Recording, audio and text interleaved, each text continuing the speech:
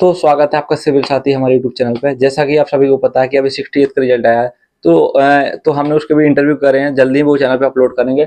Sir का selection 67 BPSC में 102 rank के साथ हुआ है। सर का ये काफ़ी स्ट्रगल भरी जर्नी रही है, जैसे कि सर का 7वां 8वां अटेम्प्ट था। तो ये तमाम प्रकार की बातें जानते हैं कि सर ने कितनी बार मेहनत लगा, हर बार क्या गलतियां सर ने दोहराई कि बार-बार उनका सिलेक्शन रुकता रहा। तो चलिए सर से जानते हैं। अगर आप चैनल पर नए हैं तो चैनल को सब्सक्राइब कीजिए, वीडियो को लाइक कीजिए। सर सबसे पहले नाम और एजुकेशन बैकग्राउंड। मेरा नाम नवीन कुमार हुआ जी। और मैंने सोशोलॉजी से ग्रेजुएशन और मास्टर किया है। जी। तो आपके माइंड में आइडिया कहाँ से आया कि मैं बीपीएससी करूँ या यूपीएससी करूँ? आपके घर में कोई सिविल सेवा में है या फिर कोई बचपन से किसी ने बोला या कॉलेज में, स्कूल में किसी ने?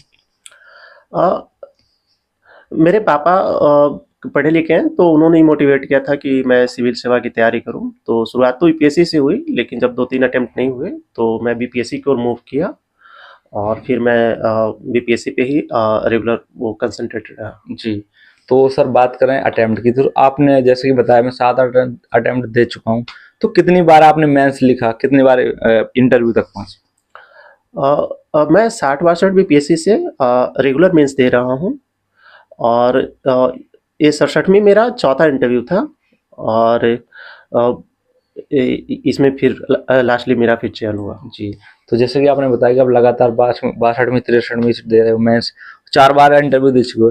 तो आपको हर बार मेजर प्रॉब्लम क्या लगी? जैसे कभी मेंस रुक जा रहा, कभी इंटरव्यू में आके आप फाइनल लिस्ट में नहीं आ रहे, तो क्या लगा कि मैं कहाँ गलतियाँ कर रहा हूँ? इस बार आपने क्या सुधार किए थे? इस बार मैंने काफ़ी सुधार किए थे। जैसे पहले मैं टेस्ट सीरीज नहीं करता था और इसके अलावा जो शुरुआत के जो 60-62 और 63वीं बीपीएससी था, तो 2 बीपीएससी में मैं जो स्टैटिक्स के वो एक पोर्शन है पेपर फर्स्ट में, तो उसको मैं बिल्कुल ही इग्नोर करके चलता था। लेकिन इस बार मैं वो सभी चीज़ों को अच्छे से किया, टेस्ट सीरीज भी किया, तो इसलिए फिर मेरा सिलेक्शन आसानी से हो गया। जी। सर बात करें स्ट्रैटेजी की, तो प्रीलिम्स के लिए आपकी क्या स्ट्रैटेजी रही? क्योंकि आपने इतने सारे मतलब एग्जाम दिए हैं बीपीएससी के, तो हर बार बदलती रही या फिर आप सेम स्ट्रैटेजी पे काम करते हैं? और जो न्यू एस्पिरेंट हैं या अभी तैयारी कर रहे हैं जिनका प्रीलिम्स नहीं निकला 1-2 टाइम में, तो क्या स्ट्रैटेजी फॉलो करनी चाहिए उनको? देखिए मैंने यूपीएससी के प्रीलिम्स के लिए एनसीईआरटी को बहुत अच्छे से पढ़ा था और टेस्ट भी लगाए थे यूपीएससी का, तो मुझे बहुत दिक्कत नहीं होती थी। बीपीएससी के लिए स्पेशल कहें तो मैंने वो घटना चक्र का पूर्वावलोकन को पढ़ लिया था जी।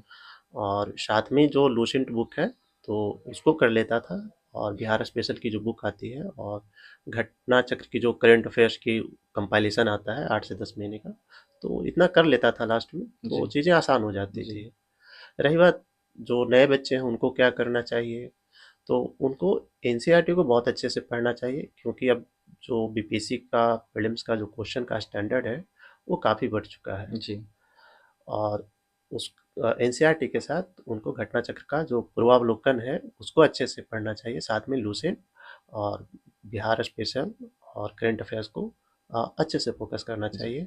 और अगर एग्जामिनेशन हॉल में जाकर स्ट्रेस होता है, वो उस प्रेशर को मैनेज नहीं कर पाते हैं, तो उनको चाहिए कि वो टेस्ट प्रैक्टिस मॉक टेस्ट काफ़ी ज़्यादा करें, इससे उनका जो डर है वो ख़त्म हो जी। जाएगा। बात करें टाइमिंग की, तो आपकी क्या टाइमिंग रहती है? आप डे पर्सन थे, नाइट पर्सन थे? कितने घंटे पढ़ने की कोशिश करते थे आप? वो ज़्यादा नहीं, 8 से 10 घंटे पढ़ाई हो जाती थी। मैं ज़्यादा रात को ही पढ़ना पसंद करता हूँ, जी। तो मेरा ये शेड्यूल होता था कि मैं रात को अच्छे से पढ़ता था और दिन की शुरुआत थोड़ा देर से होता था मेरा। जी। तो आप कितने घंटे पढ़ने की कोशिश करते मैं 8 से 10 घंटे पढ़ लेता था वो, और वो कंटिन्यूटी मैं मेंटेन करता था, थे? जी। मेरी ये कोशिश रहती थी। और बात करें सोशल मीडिया की, तो आज के टाइम पे सोशल मीडिया सबसे बड़ा डिस्ट्रैक्शन है। तो कुछ लोग तैयारी के दौरान अपना इंस्टाग्राम, फेसबुक है यार नहीं यूज करते या छोटा फ़ोन यूज करते हैं। तो क्या अब ये सब अपने आप में कंट्रोल चीज़ें होती हैं या फिर यूज नहीं करनी चाहिए? आप करते थे या नहीं? देखिए, अब तो एक तरह से आवश्यकता बन चुकी है, तो जी। बहुत सारी चीज़ें जैसे यूट्यूब पे है तो ओनली आईएएस का एडिटोरियल का डिस्कशन आता है, तो काफ़ी हेल्पफुल होता है एक एग्जामिनेशन के लिए या नॉलेज के लिए। तो कहें तो मोबाइल हेल्पफुल है, लेकिन आपको कंट्रोल वे में यूज़ करना है। जी। ये नहीं कि बहुत ज़्यादा व्हाट्सएप या इंस्टाग्राम या फेसबुक पे अपना टाइम अगर वेस्ट कर रहे हैं, तो कहीं न कहीं वो फिर नुकसान होगा जी। और वो आपको पीछे ले जाएगा। जी। तो सर बात करें अब मेंस की हम, तो मेंस के लिए आंसर राइटिंग की आपने, तो कितना ज़रूरी है? और जब मेंस नज़दीक आता था तो आप कितनी आंसर राइटिंग को करने की कोशिश करती थी? क्या मॉक टेस्ट लगाया आपने प्रीलिम्स और मेंस के लिए? देखिए, प्रीलिम्स के लिए मॉक टेस्ट मैंने नहीं लगाया, लेकिन लगा लेना चाहिए, वो अच्छा रहता है। और मेंस के लिए मैं कहूँगा कि टेस्ट सीरीज बहुत ही ज़रूरी है। अगर आप नहीं लगाते हैं तो वो फिर नुकसान होगा, फिर फाइनल सिलेक्शन कहीं न कहीं फाइनल सिलेक्शन तक जाने में दिक्कत हो सकती है। जी तो मेंस के लिए जितना ज़्यादा आप टेस्ट लगाएँगे, खुद से ग्रुप में बैठ के लगाएँ या फिर कोचिंग कहीं टेस्ट सीरीज जॉइन कर लें, लेकिन लगाएँ ज़रूर, तो वो बहुत ज़रूरी है। तो आपने कितने मॉक टेस्ट लगाएंगे अप्रोक्स इस साल, या अ अपने जब एग्जाम देने से पहले? सर छठवीं के लिए मैंने करीब 12 से 15 टेस्ट लिखे होंगे। 12 से 15 इतना सफिशिएंट है? हाँ, इतना सफिशिएंट है और वो पर्सन टू पर्सन वेरी करता है कि उसका क्या लेवल है। जी तो 12 से 15 टेस्ट में मेरा हो जाता था, फ्लो भी आ जाता था और सारी चीज़ें टाइमिंग मैनेज ये सब हो जाता था तो मेरा। क्या होता है, जैसे जब एग्जाम नजदीक आता है तो इतना बड़ा सिलेबस होता है, हम तो पढ़ तो सकते नहीं उसको, तो क्या आपने इस सब के लिए शॉर्ट नोट बनाए थे तो वो कितने जरूरी होते हैं? देखिए, मैंने बनाए थे क्योंकि वो होता है ना कि लास्ट में आप लक्ष्मीकांत है तो उसको रिवाइज नहीं कर सकते, बिल्कुल। या फिर स्पेक्ट्रम है तो उसको रिवाइज नहीं कर सकते। तो जो इम्पोर्टेंट टॉपिक है, खास करके जो बीपीएससी के लिए ज़्यादा ज़रूरी है, तो उन सभी टॉपिक को मैंने एक शॉर्ट नोट बनाया था और लास्ट में मैं उसको रिवाइज कर लेता जी था।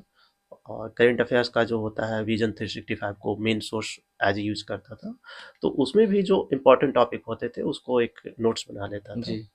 तो सर बात करें, एक क्वेश्चन ना मैं हर इंटरव्यू में बार बार पूछता हूँ कि क्या जो पीसीएस एग्जाम होता है, जैसे बिहार पीसीएस है, वो यूपीएससी की तैयारी के साथ, या फिर बिहार पीसीएस की तैयारी के साथ क्या यूपीएससी निकल सकता है, या उनका सिलेबस मैच करता है, या फिर उसके लिए अलग पढ़ना है, उसके लिए अलग पढ़ना है?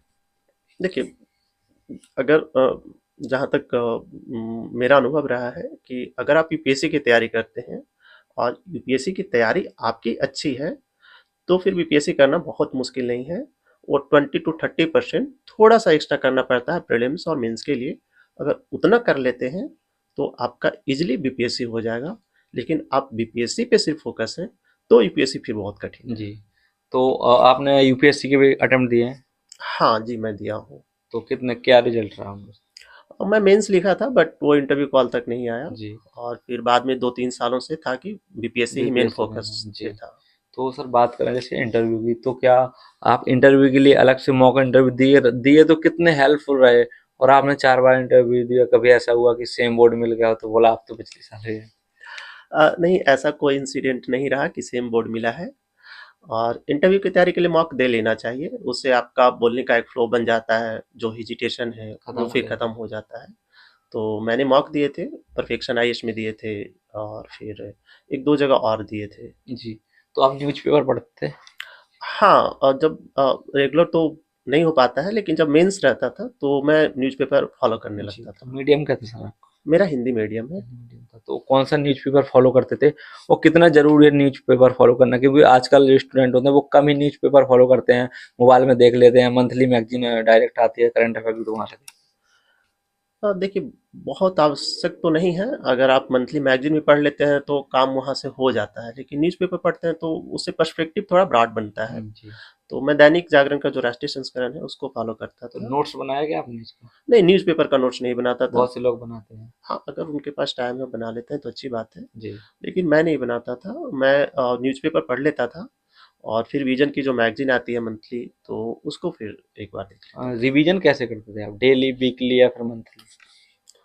और वैसा बीपीएससी के लिए तो मैंने कोई प्लान वैसा सेट नहीं किया था। जब एग्ज़ाम आता था तो जो भी मेन सोर्स है और जो मैंने अपने नोट्स बनाए हैं तो उसको मैं रिवाइज़ कर लेता था। जी। तो सर जैसे अभी सितंबर में अभी काफ़ी टाइम है, अक्टूबर में एग्जाम होने वाला है बीपीएससी का, तो उसके लिए जो एस्पिरेंट हैं, या फिर एक दो बार दे चुके हैं, नए एस्पिरेंट जो पहली बार दे रहे हैं, तो क्या मैसेज आएगा, वो अपनी तैयारी का लेवल कैसे वो अप करें? देखिए, अभी 30 सितंबर को प्रीलिम्स होने वाला है, तो ये काफ़ी टाइम है। तो यहाँ से ना प्रीलिम्स और मेंस दोनों को साथ-साथ लेकर चलना ज़्यादा अच्छा रहेगा। तो जो बच्चे मतलब नए हैं और देने वाले हैं तो उनको एनसीईआरटी पढ़ना चाहिए। साथ में टेक्स्ट बुक लक्ष्मीकांत हो गया, स्पेक्ट्रम हो गया, या फिर कल्चर के लिए जो एनसीईआरटी का जो 11th का बुक है तो उसको पढ़ना चाहिए। तो ये कुछ सोर्स है जो पढ़ के और कुछ इम्पोर्टेंट टॉपिक का जो नोट्स है उसको बना लेना चाहिए, जी। ताकि लास्ट टाइम पे उनको मेंस लिखने में आसानी हो। जी। क्योंकि प्रीलिम्स और मेंस के बीच बीपीएससी का एक पैटर्न रह रहा है ना कि प्रीलिम्स होने के बाद मेंस में बहुत ज़्यादा टाइम नहीं दे रहा है। तो अगर पहले से आप मेंस के लिए तैयार नहीं है तो फिर दिक्कत आ सकती जी। है। तो सर बात करें जैसे आपका रिजल्ट आया, तो क्या माहौल था? इतने सालों का संघर्ष खत्म हो गया, क्या रिजल्ट के बाद आपका रिएक्शन था? किसने आपको बताया कि हाँ आपका नाम लिस्ट में आ गया? आपने खुद ही देखा, मम्मी पापा का क्या रिएक्शन था? अब मैंने खुद ही देखा, रिजल्ट आया तो कुछ देर तक मैं अपना रिजल्ट नहीं देखा, मैं सोचा कि दोस्तों का पहले देख लेता हूँ। हाँ। तो एक दो दोस्तों का हो गया, फिर मैंने देखा, तो काफ़ी खुशी हुई और वो एक्साइटमेंट ही, वो डर और वो एक्साइटमेंट दोनों एक जी। साथ होता है। जी। और जैसे रिजल्ट आता है तो एकदम से बहुत मन खुश हो जाता है। फिर मैंने पापा को बताया और फिर सब दोस्तों को बताया और फिर सेलिब्रेट किया। जी। तो सर अभी आपका सिलेक्शन हो चुका, तो इसके बाद और कुछ आपका प्लान है अभी कि बस अब हो गया, आप जॉब ही करेंगे? अभी ज़्यादा सोचा नहीं हूँ, यूपीएससी का भी अटेम्प्ट है तो आगे देखते हैं, ट्राई करेंगे। जी, okay sir, thank you. Thank you.